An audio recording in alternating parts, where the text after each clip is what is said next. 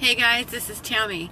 It had occurred to me that I'm really very interested in starting a conversation and doing live talks and Q&As about wellness on a whole new level. This is a new field. It's a field that I'm starting. I've actually started it and seeing great results with it. And I don't know if you've ever seen any of my YouTube videos, but I frequently talk about working within the Amish community, and that's actually where I happen to be today. And one of the things that came up was about kindness. These folks are no different than any of the rest of us, and they struggle with stress a lot.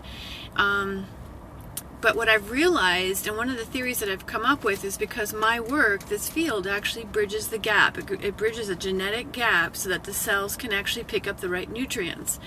And part of that comes down to how we treat ourselves and kindness. And that's the reason why I'm saying kindness matters. I was speaking with a gentleman who has been living with anxiety his entire life. And he's very kind and patient. He reminds me very much of a sanctuary for other people, and yet he's not kind to himself. And what I recognize is that if we don't have to speak kind words, it's not about what comes out of our mouths as much as what our minds are thinking about.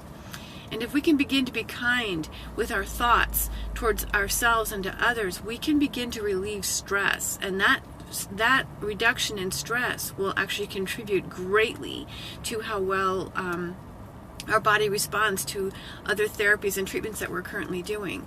My methodology, like I said, it's mine. I'm developing it.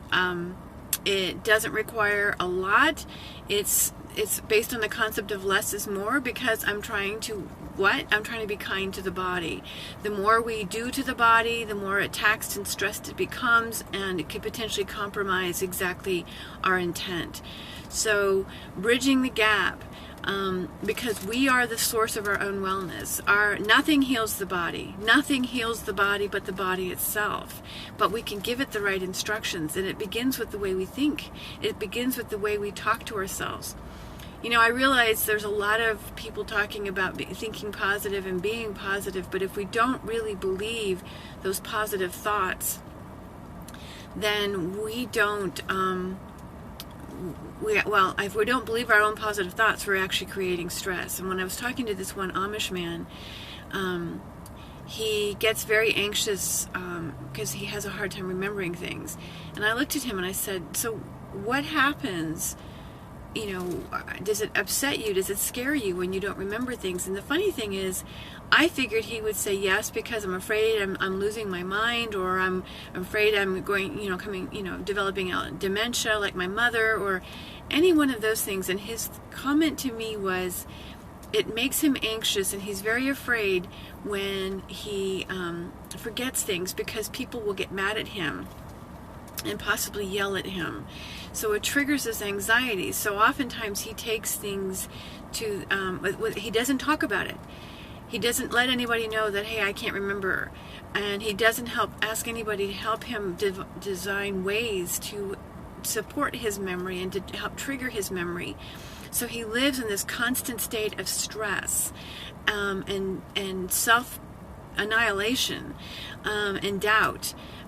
Never thinking he's going to get better, and he's destined to be always in trouble, and that he deserves these. I mean, it's awful, the things that he goes through, and for that matter, that he doesn't even, that he is already a bad person. These are very unkind things, and lack of kindness generates harm. And when we're harmful to ourselves, we become harmful to others, and when we're harmful to others, it just ripples out into the world. So this is a beginning of a conversation. I really am very interested in starting a community on Periscope, because I really would like to be able to generate Q&As.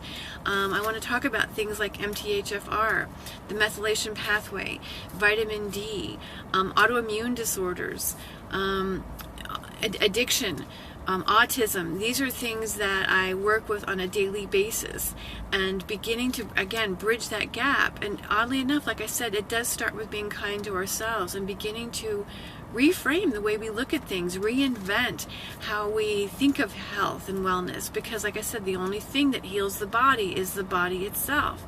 We can give it the instructions, but the body is only ultimately going to correct what's not working.